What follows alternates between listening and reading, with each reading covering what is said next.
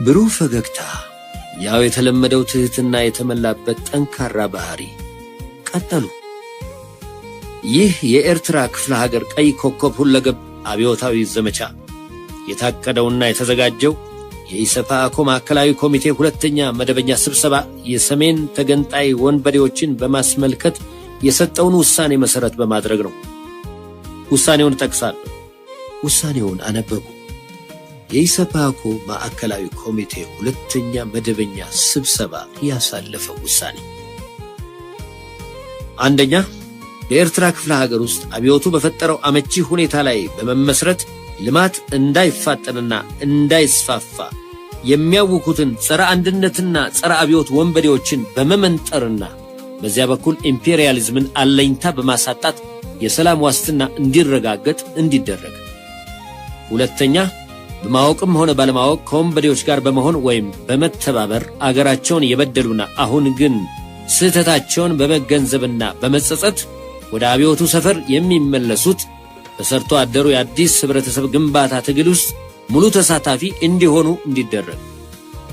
ሶስተኛ፣ የምስራቅና የደቡብ ኢትዮጵያ ሰፊ ህዝብ ከአብዮታዊ ሰራዊታችን ጎን በመሰለፍና በከፍተኛ መስዋዕትነት የሶማሊያን ወረራና ወንበዴዎችን ቡርቦራ በመመከትና በአጭር ጊዜ ውስጥ በድል አድራጊነት በመውጣት ዛሬ በከፍተኛ ወኔ የግንባታውን ትግል እንደተያያዝነው ሁሉ በኤርትራ ክፍለ ሀገር ውስጥ ያለውም የሰፊው ህዝብ አካል ለተሟላ ሰላሙ መረጋገጥና ለግንባታው ትግሉ መፋፋም እስካሁን በእርሱም ተሳትፎ በተቀዳጃቸው ድሎች ላይ በመመርኮዝ ከአብዮታዊ ሰራዊታችን ጋር ክንዱን በማስተባበር ሲፈታተኑት ለውርደት ሲዳርጉትና ሲነግዱበት የኖሩትን ወንበዴዎች ጨርሶ በማስወገድ አኩሪ ታሪኩን እንዲያድስ ለኢሰፓ ማዕከላዊ ኮሚቴ ሁለተኛ መደበኛ ስብሰባ ጥሪ ያስተላልፋል የሚል ነበር።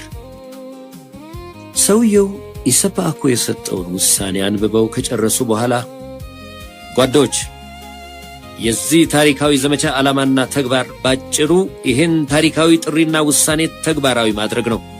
አሰራራችን ሁሉ ከቢሮክራሲ ነፃ የሆነ አብዮታዊና ወንድማዊ መሆን አለበት። በተለይም ግንኙነታችን ወደ ላይም ወደ ጎንም እንዲሆን ያስፈልጋል። ድርጅታዊ መዋቅራችንም የተዘጋጀው በዚሁ መርሆ መሰረት ነው።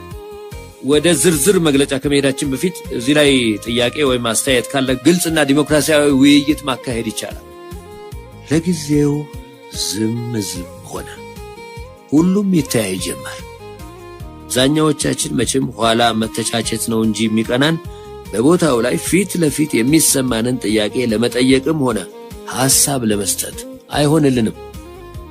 እኔ እስከማውቀው ድረስ ለምንከተለው ዲሞክራሲያዊ ማዕከልነት መርህ ከዚህ ድብቅ ጠባይ የባሰ ጠንቀኛ ነገር ያለ አይመስለኝም።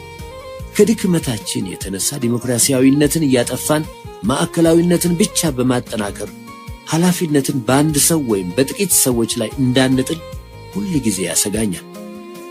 ኃላፊነትን የሚያክል ከባድ ነገር ተሸክሞ ወይም ፈልጎ በአንጻሩ ደግሞ አድርባይ ፈሪ ሆኖ መኖር ለአገርም ሆነ ለአብዮት የሚበጅ አይመስለኝም። ሆዴ ጮኸ። ራበኝ መሰለኝ። ከነጋ እህል አልቀመስኩም። ሰዓቱ ሄዷል። አንዱ እጁን አወጣ።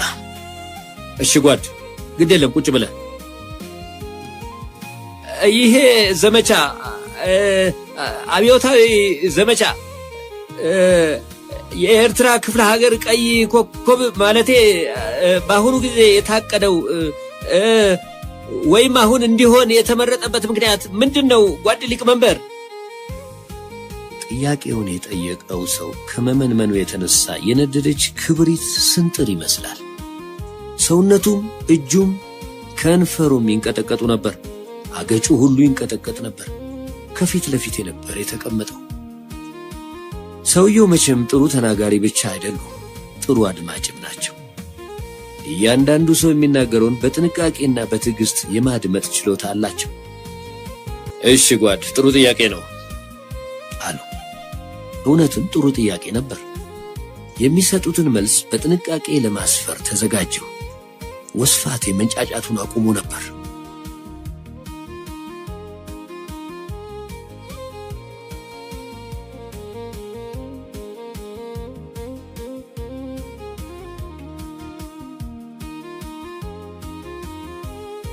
ጥያቄውን የጠየቀው ሰው ከመመንመኑ የተነሳ የነደደች ክብሪት ስንጥር ይመስላል። ሰውነቱም እጁም ከንፈሩም ይንቀጠቀጡ ነበር። አገጩ ሁሉ ይንቀጠቀጥ ነበር። ከፊት ለፊቴ ነበር የተቀመጠው። ሰውየው መቼም ጥሩ ተናጋሪ ብቻ አይደሉም፣ ጥሩ አድማጭም ናቸው። እያንዳንዱ ሰው የሚናገረውን በጥንቃቄና በትዕግስት የማድመጥ ችሎታ አላቸው። እሺ ጓድ፣ ጥሩ ጥያቄ ነው አሉ። እውነትም ጥሩ ጥያቄ ነበር። የሚሰጡትን መልስ በጥንቃቄ ለማስፈር ተዘጋጁ። ወስፋት የመንጫጫቱን አቁሞ ነበር። እንደሚታወቀው በኢትዮጵያ ሰፊ ሕዝብ ትግል በተለይም በአብዮታዊ ሰራዊታችን ያላቋረጠ መስዋዕትነት በወዳጅ ሶሻሊስት ሀገሮች ሁለገብ ድጋፍ አብዮታችንን ከተከላካይነት ወደ አጥቂነት አሸጋግረነዋል። ከዚያም እንደ ሁኔታው አስፈላጊውን የትግል ታክቲክና ስትራቴጂ የቀየስን በተከታታይ በሀገሪቱ መሃል ምስራቅ፣ ደቡብና ምዕራብ የተነሱብንን የአብዮቱን የውስጥ ጠላቶች፣ የውጭ ወራሪዎችና ጣልቃ ገቦች ሁሉ ደምስሰናል። በአሁኑ ጊዜ ለአብዮታዊ እርምጃ፣ ለሀገራችን አንድነት፣ ለሕዝባችን ደህንነት በተለይም ለአብዮታዊ ሰራዊታችን ፋታ ማጣትና ለኢኮኖሚያችን መቆርቆዝ ብቸኛና አይነተኛውን ጠንቅ በመሆን የሚፈታተነን ቢኖር በኤርትራ የመሸገው ተገንጣይ የአዳሃሪ ድርጅት ነው። ይህ ቅጥረኛ አዳሃሪ ድርጅት የጥፋት ተልእኮን ተግባራዊ ለማድረግ ከተነሳሳ የረጅም ጊዜ ታሪክ ያለውና እንደ ሌሎች ችግሮች ሁሉ ካለፈው ስርዓት የተረከብነው ሲሆን የጥፋት ተግባሩን እጅግ ያስፋፋውና በተቃውሞም እጅግ የተጠናከረው አመቺ ሆኖ ባገኘው አጋጣሚ ከአብዮታችን ፍንዳታ ወዲህ ነው።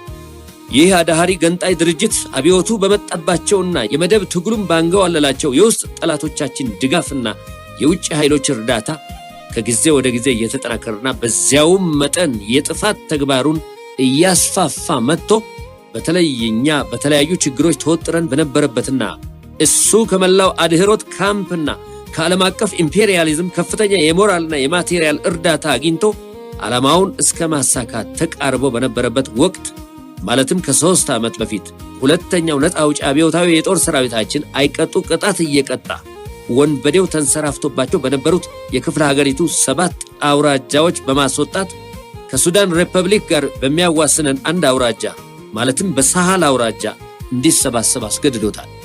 ሀገራችን በውስጥም በውጭም አያሌ ችግሮች ተወጥራ አንድነቷና የአብዮቱም ደህንነት እጅግ አሳሳቢ ሁኔታ ላይ በወደቀበት ወቅት ከዚህ አደገኛ ሁኔታ በአስቸኳይ ለመውጣት ሲባል በአስቸኳይ የተቋቋመው አብዮታዊ ሰራዊታችን ትምህርት፣ የውጊያ ልምድና በአጠቃላይ ዝግጅቱ ይድረስ ስለነበረና የተጠቀሱትን አያሌ ድሎች የተቀዳጀነውንም ከፍ ያለ መስዋዕት በመክፈል ስለነበር ባለፉት 2 ዓመታት ውጊያውን በመጠኑ ጋብ አድርጎ መልሶ በመቋቋምና ጉድለቶችን በማሟላት ለመጨረሻ ወሳኝና ደምሳሽ ውጊያ ራሱን በማዘጋጀትና ነፃ በወጡ ቀበሌዎች የሚገኙትን ወገኖችንም እንደዚሁ መልሶ በማቋቋም በማንቃትና በማደራጀት ቆይቷል። የኤርትራን ችግር በሰላም መንገድ ለመፍታት ለተገንጣይ ቡድኖች የማይዋጠላቸው መሆኑ በተደጋጋሚ የተደረገላቸውን የሰላም ጥሪ አለመቀበላቸው የሚያረጋግጥ ስለሆነ ከኃይል በስተቀር የሰላም ቋንቋ ለማይገባቸው ተገንጣይ ወንበዴዎች የሚፈለገውን የኃይል ሚዛን ከማሳየት በስተቀር ሌላ ምርጫ ስለማይኖር የማያዳግም ወታደራዊ እርምጃ ለመውሰድ ተገደናል። እኛ ጦርነት ፈልገን አይደለም የምንዋጋው፣ ተገደን ነው። እኛ የምንፈልገው ሰላም ነው፣ ብልጽግና ነው። ወደ ጥያቄው ልመለስ። ለምን በአሁኑ ጊዜ የኢትዮጵያ ሰርቶ አደር ሕዝብ አንዱ ክፍለ ሀገሩ በወንበዴ አራዊት ተወሮስ ሰላም አለኝ ወይም ደግሞ ከአካሉ ክፍሎች አንዱ ቆስሎ ጤንነት አለኝ ሊል አይችልምና በዚህ ክፍለ ሀገር ውስጥ ለረጅም ጊዜ የቆየውን ችግር ማስወገድ የወቅቱ ተቀዳሚ ተግባሩ አድርጎታል። እንደሚታወቀው በሌሎች ግንባሮች ትንሽ ፋታ አግኝተናል። ኃይላችን ሰሜናዊው ግንባር ላይ ሊያተኩር የሚችልበት አመቺ ሁኔታ ተፈጥሯል። ዚያድ ባሬ ዛሬ በከፍተኛ ውጥረት ላይ ይገኛል። የአረብ ዓለም በካምፕ ዴቪድ ስምምነት የተነሳ በከፍተኛ ፖለቲካዊ ግጭት ተወጥሯል። ኢራቅና ኢራን በጦርነት ላይ ይገኛሉ። ጎረቤታችን የሆነችው ሱዳንም በአሁኑ ጊዜ ፋታ የማይሰጣት የውስጥ ችግር አላት። ተገንጣይ ወንበዴዎች የሞራልና የማቴሪያል እርዳታ እንደልባቸው የማያገኙበት ጊዜ ነው ብለን እንገምታለን። ተገንጣይ ወንበዴዎች ባካሄዱት የእርስ በርስ ጦርነት ምስቅልቅላቸው የወጣበትና የተዳከሙበት ጊዜ ነው። በአንጻሩ አብዮታችን በውስጥም ሆነ በውጪ ከማንኛውም ጊዜ ይበልጥ የተጠናከረበት ጊዜ ነው። ዛሬ መላ የሶሻሊስት ካምፕና ትራማጅ ድርጅቶች ከአብዮታችን ጎን ተሰልፈው ይገኛሉ። ተገንጣይ ወንበዴዎች ተተፍተዋል እና ግብዓተ መሬታቸውን የምንፈጽምበት አመቺ ጊዜ አሁን በመሆኑ ነው። ግልጽ ነኝ የሚል ነበር የተሰጠው መልስ። ሌላ ጥያቄ ወይም አስተያየት? እኔ እጄን አወጣሁ። ሲከነክነኝ የቆየ ጥያቄ ነበረኝ። ወደ አስመራ ከመምጣቴ በፊት በሺና በፓሬት የተጻፈ የሚል ትንሽ መጽሐፍ አንብቤ ነበር። ጥያቄ የጎሬላ ውጊያ ስልት ሲያመች ማጥቃት፣ ሳያመች መሸሽ፣ ከቦታ ቦታ እየተዘዋወሩ አደጋ በመጣል የመንግስት ወታደሮችን ማስጨነቅና ማበሳጨት ስለሆነ እንደተባለው እኛ በተደራጀ ወታደራዊ ውጊያ ስልት ስንሄድባቸው ናቅፋ ላይ ተሰባስበው ይቆዩናል ወይ? እልቂታቸውን መጋበዝ አይሆንባቸውም ይሆንን የሚል ነበር። አዎ ጓድ፣ ጥሩ ጥያቄ ነው። አንተ የጠቀስከው የጎሬላዎችን የመጀመሪያ እድገት ደረጃ ነው። የጎሬላ ንቅናቄ ለረጅም ጊዜ በዚህ ሁናቴ ሊቀጥል አይችልም። በግድ ወደ ኮንቬንሽናል አርሚ ይለወጣል። ታክቲኩና ስትራቴጂውም እንደዚሁ ወደ ኮንቬንሽናል ታክቲክና ስትራቴጂ ይለወጣል። በአጠቃላይ ሰሜናዊ ተገንጣይ ወንበዴዎች አሁን እንዲህ ያለው የእድገት ደረጃ ላይ ነው የሚገኙት። ወደ መጀመሪያ ደረጃ እንዳይመለሱ ማድረግ የእኛን ያላሰለሰ ጥረትና ፖለቲካዊ ትግል ይጠይቃል። አሳ ከባህር ከወጣ ይሞታል። ተመልሶ እንዳይገባ ለማድረግ ርዕዮተ ዓለማዊ ፖለቲካዊና ድርጅታዊ ስራዎችን ማጠናከር ያስፈልጋል። ተሳስቼ እንደሆነ ልታረም እችላለሁ። የሰጠሁት መልስ በቂ ነው ወይስ አይደለም? ለእኔ የተሰጠው መልስ በቂ ነበር፣ ግን ሌላ እጅ ሲወጣ አየሁ። ኮሎኔል ታሪክ ወልዳይ ነበር። በጸረ ጎሬላ ውጊያ የታወቀ ኤክስፐርት ነው። ሰውየው ጀግና ይወዳሉ መሰለኝ። ሲያዩት ፈገግ አሉ። ጆሮዬን አቀናሁ። ከወታደራዊ ሰላምታ በኋላ ጓድ ሊቀመንበር፣ የማክለው ተጨማሪ ሐሳብ አለኝ። እሺ ጓድ። እንደገና ወታደራዊ ሰላምታ። በዚያ ቁመቱ ላይ ወደ ላይ ተንጠራርቶ ሰላምታ ሲሰጥ የባሰውኑ ተመዘዘ እንደ ሸምበቆ። ጓድ ሊቀመንበር በትክክል እንዳስቀመጡት ማንኛውም የጎሬላ ንቅናቄ የራሱ ዳያሌክቲካዊ እድገትና ሂደት አለው። በቡድን ሰፊ ቦታ ላይ የደፈጣ ውጊያ ሲያካሄድ የቆየ የጎሬላ ንቅናቄ የሰራዊቱ ቁጥር ካደገና ኃይሉ ከተጠናከረ በኋላ በግድ አንድ ላይ ተሰባስቦ ኮንቬንሽናል ጦርነት ለማካሄድ ይገደዳል። ይሄን ካላደረገ ድል ሊቀዳጅ ወይም ህልውና ሊኖረው አይችልም። በወንበዴዎች መካከል የሆነውን የእርስ በርስ ጦርነት ያስከተለው የሃይማኖት፣ የጎሳ፣ የደገኛና የቆለኛ ቅራኔ ብቻ ሳይሆን የደረሱበት የእድገት ደረጃም ጭምር ነው። ሻዕቢያ ጀብሃን ደምስሶ ከሜዳ ያስወጣው ራሱን ብቸኛ ተወካይ ለማድረግና ፖለቲካዊና ወታደራዊ ሞኖፖሊ ለመያዝ ነው። ተገንጣይ ወንበዴዎች መካከል ያለው ቅራኔ በዚህ ብቻ የተወሰነ አይደለም። ቅራኔው በአውራጃና በመንደርም ጭምር ነው። ደገኛው የሐማሴን፣ የአካለ ጉዛይ፣ የስራይ ተወላጆች በማለት አይስማማም። ቆለኛው የስምሃር፣ የማርያ፣ የሰነሂት፣ የባርካ፣ የሳህል፣ የደንከል ልጆች በማለት አይጣጣም። ሻዕቢያ፣ ጀብሃ፣ አልዋህዳ፣ አጂብ የሚባሉት ፖለቲካዊ ቅርጾች የዚሁ ፈለግ ነጸብራቆች ናቸው። ይዘት የላቸው። የሚያራምዱት ህዝባዊ መስመር የላቸውም። ጎሳዊ ድርጅቶች ናቸው። ወደ ተነሳሁበት ነገር ልመለስና ሻዕቢያ ዛሬ ወደ ቋሚ የውጊያ ስልት ታክቲኩንና ስትራቴጂውን ለውጠዋል። ሻዕቢያ በአሁኑ ጊዜ ኃይሉን አንድ ላይ አሰባስቦ መደበኛ ጦርነት ከመቅጠብ ሌላ ምርጫ የለውም። ይህ ሊሆን የቻለው አንድ ፊት ከውስጣዊ ድክመቱ የተነሳ ነው። ጀሌዎቹን አንድ ላይ አሰባስቦ በጠመንጃ አፈሙዝ እያስገደደ ካላዋጋ በስተቀር ህልውናው ያከትማል። ጀሌዎቹ በበጎ ፈቃድ የገቡ አይደሉም። ከየማሳው በግድ ታፍነው የተወሰዱ የገበሬ ልጆች ናቸው። ነፃነት ይዘን በድል በአጭር ጊዜ ውስጥ እንመለሳለን በማለት በ1967 የእናት ሀገር ጥሪ ተቀብለው በጀብደኛነት ወደ በረሃ የወጡትም አያሌ ወጣቶች ዛሬ ተስፋ ቆርጠዋል። የበረሃ ኑሮ አንገፍግፏቸዋል። ለመመለስ ይፈልጋሉ። እነዚህ ሁሉ አንድ ላይ ታፍነው ካልተያዙ የሻዕቢያ ህልውና ያከትማል። አሁን ጥያቄው የሻዕቢያ ድክመትና ጥንካሬ ምንድነው የሚል ይሆናል። የጎሬላ ንቅናቄ ድክመትና ጥንካሬው በ10 ነጥቦች ሊለካ ይችላል።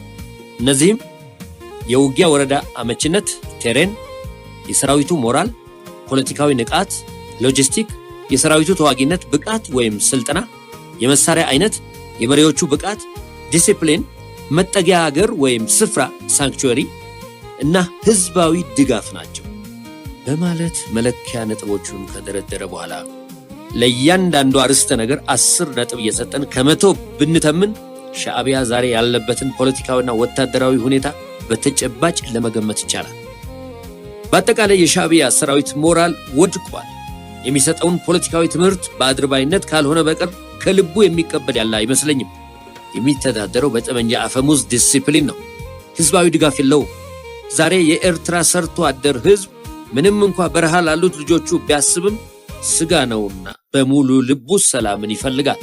የሻዕቢያ ጀሌዎች ዛሬ ምንም አይነት ወታደራዊ ስልጠና አያገኙም። እርግጥ ጦር ሜዳ ውሎ ከመዋጋት የበለጠ የጦር ትምህርት ቤት የለም። የገበሬ ልጆች እንደ በግ እየተነዱ ነው ለጥይት የሚዳረጉት። መሪዎቹ የለየላቸው ቅምጥሎችና አምባገነኖች ናቸው፣ ጀብደኞች ናቸው። በመጠጊያ በኩል ሻዕቢያ ዛሬ በሱዳን አመቺ ሁኔታ የለውም። ጀብሃ ጥቃቱን ለመወጣት ከኋላ እየተዘጋጀለት ነው። በመሳሪያና በሎጂስቲክ ሻዕቢያ ደህና ነው። ድርጅቱ የሚያስገርም ቅልጥፍናና የፈጠራ ችሎታ አለው። ዋናው ጠንካራ ጎኑ ግን ሻዕቢያ የመረጠው የውጊያ ወረዳ ነው። ናቅፋ የተፈጥሮ ምሽግ ነው። የናቅፋ ተራራዎች አይበገሩም። ሻዕቢያ ደግሞ እንኳን በኖረበት ቀርቶ ባደረበትም ስፍራ የሰው ቁመት የሚውጥ ጉድጓድ ሳይቆፍር አያድርም። ፍልፈል ነው። የሻዕቢያ ጀሌዎች አንዴ ከምሽግ ከወጡ ቆመው የመዋጋት ልምድ የላቸው፣ ፈርጣጮች ናቸው። እና ወደፊት የምንዋጋው ከሻዕቢያ ወኔ ጋር ሳይሆን የተፈጥሮ ምሽግ ከሆኑት ከናቅፋ ተራራዎችና ድንጋዮች ጋር ይሆናል። እና ወሳኝ ነጥብ የውጊያ ወረዳ ሁኔታ ነው፣ የሻዕቢያ ወኔና ጥንካሬ አይደለም። አመሰግናለሁ ብሎ ወታደራዊ ሰላምታ ከሰጠ በኋላ ቁጭ አለ። መጥፎ ትንተና አልነበረው። በሙያው ምሁር ነው። 7 ዓመት ሙሉ ወንበዴዎችን ሲዋጉ መቆየት ቀላል ልምድ አይደለም። የኮሎኔል ታሪኩ ወልዳይዝና በወንበዴዎችም ዘንድ የታወቀ ነው።